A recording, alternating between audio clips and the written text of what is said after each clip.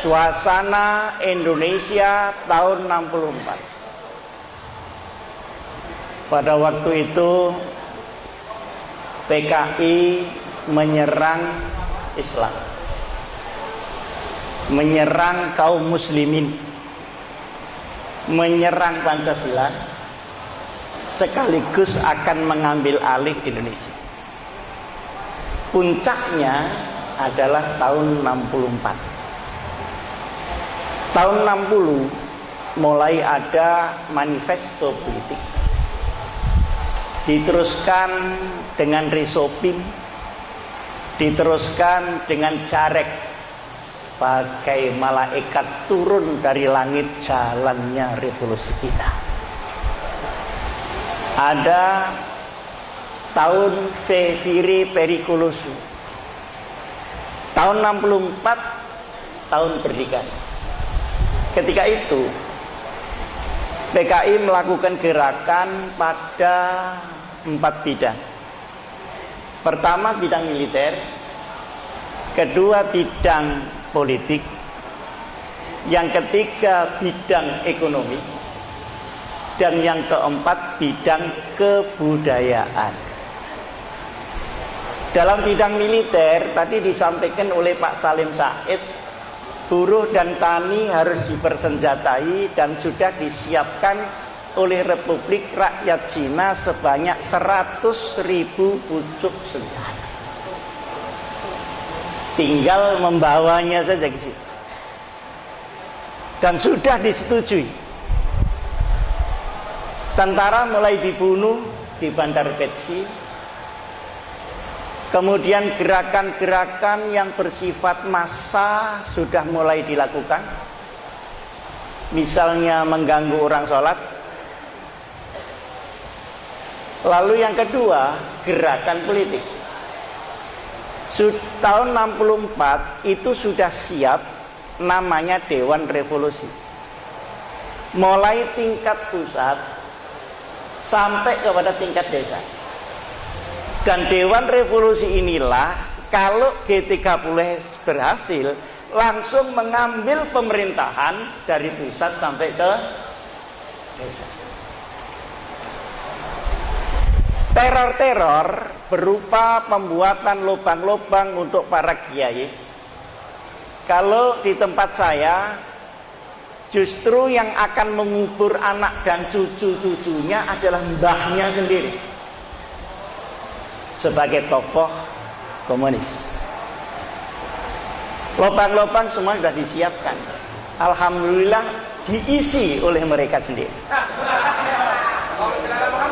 Nah, kemudian di bidang budaya, itu tadi yang di bidang politik, termasuk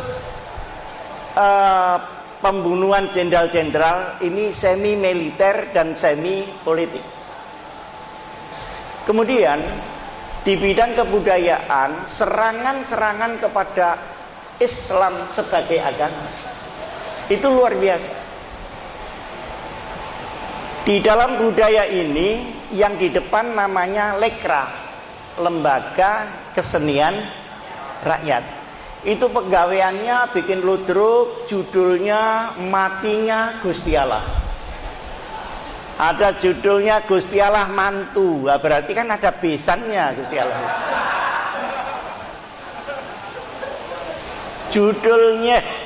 Judulnya Nabi Muhammad minta pensiun. Itu yang dikemukakan. Jadi hujatan-hujatan kepada agama itu luar biasa. Inilah yang melatar belakangi lahirnya Undang-Undang Nomor 1 Tahun 65. Undang-Undang Nomor 1 Tahun 65 itu isinya larangan menghujat agama. Karena sudah hampir bentrok ini di mana-mana. Dan pada waktu itu Menteri Agamanya Alam Shah.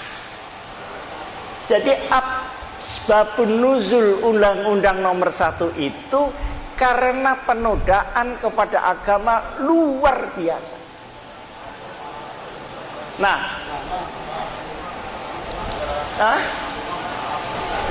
Ke siapa? Oh, Pak Saifuddin. Maaf, tahun 65 Menteri Agamanya siapa? Ingat saya, itu undang-undang yang mengajukan Pak Alamsyah Ratu Prawilancana. Dia Sesnek, di Sesnek. Iya betul, yang betul bukan bukan Menteri Agama, masih di Sesnek. Tapi dari beliaulah ide itu, karena beliau sebagai seorang Muslim dan tentara, jadi berani